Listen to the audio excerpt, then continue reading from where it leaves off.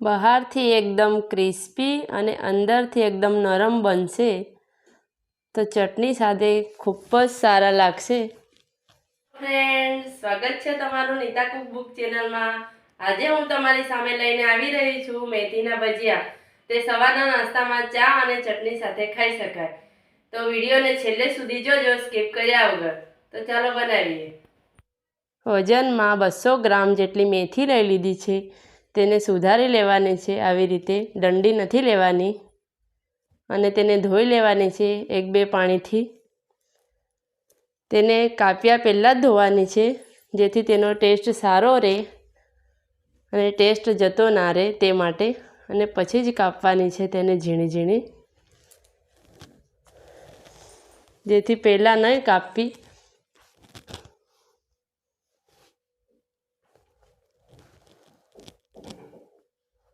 ત્યાર પછી આપણે બેસન લઈ લેવાનો છે 2 થી 3 કપ જેટલો। તેમાં બધા મસાલા ઉમેરી દેવાના। આખા ધાણા લઈ લીધા છે 1 ચમચી જેટલા, ક્રશ કરી લેવાના છે હાથેથી।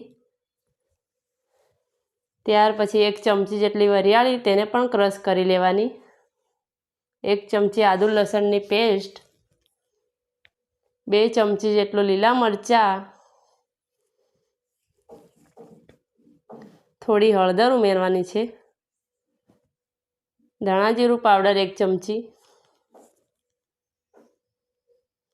જીરું લેવાનું છે આખું અડધી ચમચી, અડધી ચમચી જેટલો અજમો હાથેથી ક્રશ કરી લેવાનો છે,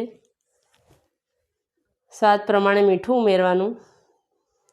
1 કપ જેટલો સૂજી રવો લઈ લીધો છે જેથી આપણા ભજીયા એકદમ ક્રિસ્પી બનશે બહારથી, તેથી રવો જરૂરથી ઉમેરવો। હવે મેથી ઉમેરી લીધી છે, 1 ચમચી ખાંડ ઉમેરી, લીંબુનો રસ 2 ચમચી જેટલો ઉમેરવાનો છે અને બધું જ મિક્સ કરી દેવાનું।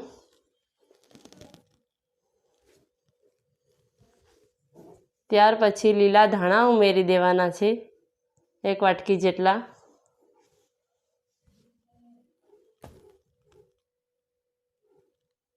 હવે થોડું થોડું પાણી લઈને તેને ઘોલ તૈયાર કરી દેવાનો છે। એકસાથે વધારે પાણી નથી લેવાનું, થોડું થોડું લઈને જ ઘોલ તૈયાર કરવાનો છે। ઘોલ તૈયાર થઈ ગયો છે। આપણે ખાવાનો સોડા ઉમેરી દઈએ 1 ચમચી અને થોડું પાણી ઉમેરીને બધું મિક્સ કરી લેવાનું છે। હવે તેલ ગરમ લઈ લીધું છે 2 ચમચી જેટલું, આપણે ઘોલમાં ઉમેરવાનું છે જેથી એકદમ પોચા બનશે। હવે આપણે તળી લઈએ।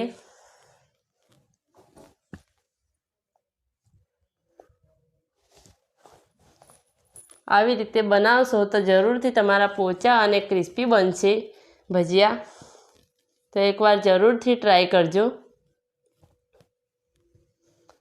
ધીમી આંચે જ રાખવાનો છે ગેસ, વધારે ફૂલ ગેસ નથી રાખવાનો।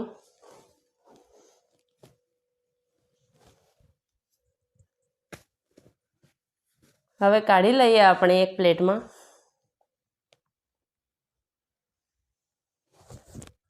આવી રીતે બધા જ આપણે તળી લેવાના છે ભજીયા।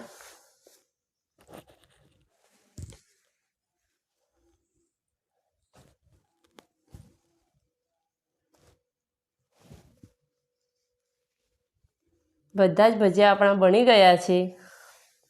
હવે સર્વ કરી લઈએ। તો વિડીયો ગમે તો લાઈક, શેર અને સબસ્ક્રાઈબ જરૂરથી કરજો। Thank you.